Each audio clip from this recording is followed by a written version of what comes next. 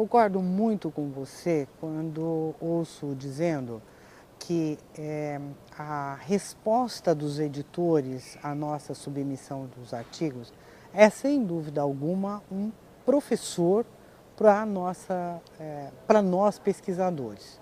Fala um pouco mais sobre isso. Eu acho importante isso ser bem entendido, porque, de um modo geral, o pesquisador fica muito bravo quando recebe uma orientação de um editor de uma revista.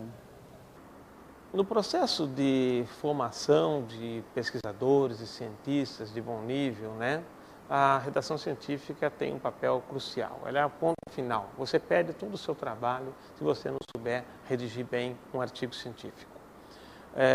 Por outro lado, não adianta você fazer uma pesquisa mal feita e querer resolver a questão na canetada depois, né? Eu acho que você tem que fazer uma ciência de bom nível e valorizá-la por meio de uma redação adequada. Tá certo? Onde aprender isso? Você pode aprender em livros, pode aprender em cursos, pode aprender lendo outros trabalhos e aprende com a prática de submissão dos artigos.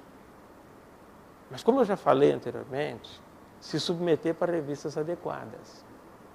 Então veja, as nossas revistas podem ajudar os nossos leitores, se elas olharem para alguns pontos da redação científica. Então, como as revistas brasileiras podem ajudar?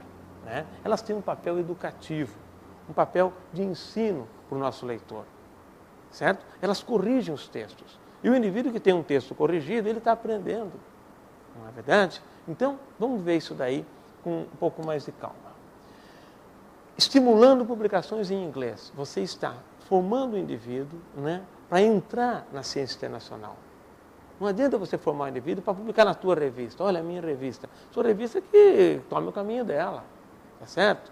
Eu acho que nós temos que pensar na formação de cientistas aqui no Brasil. À medida que a revista permite e até estimula que as publicações sejam em português, tem revistas que até impedem que sejam em inglês, né? À medida que isso acontece, você está atrasando aquele indivíduo, está tirando ele do foco de atingir a ciência internacional. Tá, se na sua área não é o inglês, pode ser um outro idioma, mas não será o português.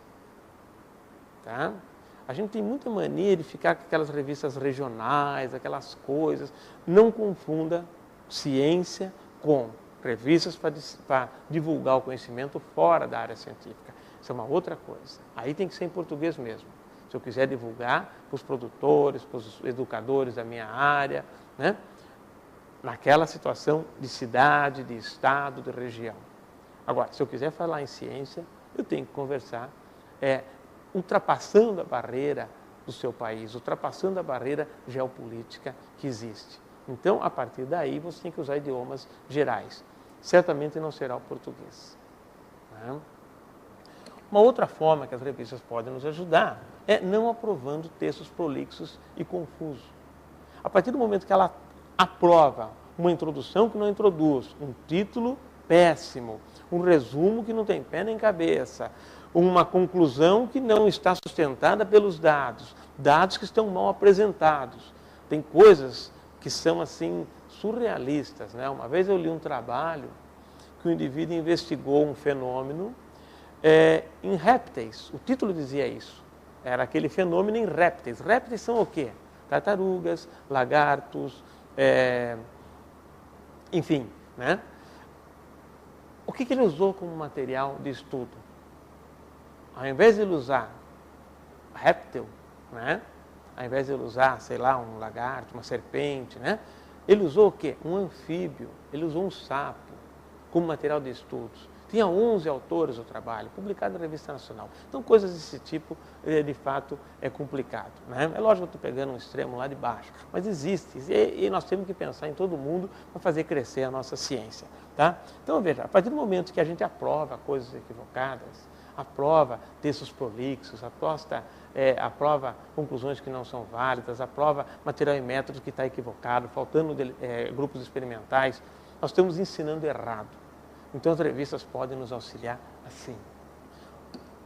Elas podem também nos auxiliar zelando pelo item conclusões. Tá? Veja, elaborar a conclusão Não é um ato do, eu vou dizer o que eu penso. Não, você está preso aos dados, embora não totalmente preso, como eu já comentei. Então você elabora os dados, né? Você elabora as suas conclusões, você tem os dados, elabora as suas conclusões, e a partir daí você tem que mostrar que tem uma sustentação com os dados, tá certo? A sua conclusão não é uma coisa simplesmente da sua cabeça. Muitas revistas pedem, muitas não, mas algumas revistas pedem para você escrever o item conclusões num setor à parte, depois da discussão. Não tem problema, desde que sejam as conclusões.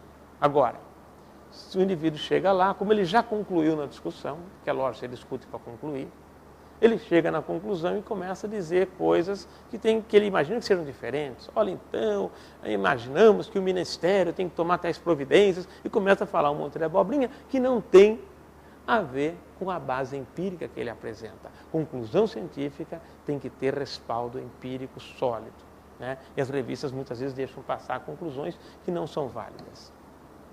Zelando pela estruturação dos artigos. De fato, né? Como construir um bom gráfico, uma boa tabela, como apresentar os resultados. Tem pessoas que ficam no texto de resultado repetindo informações que já estão em gráficos e tabelas de forma desnecessária, né?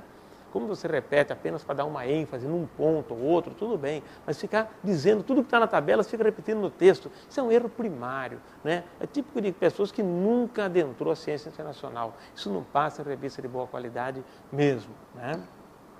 E um item que tem que ser analisado com cautela é a junção de resultado com discussão.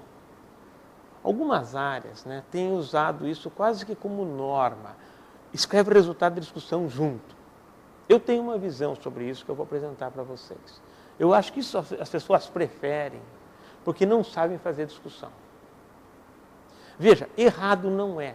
Eu posso juntar resultado de discussão, desde que eu apresente os resultados e eu discuta em bom nível, chegando às minhas conclusões. Não tem problema, do ponto de vista lógico e estrutural, fazer isso.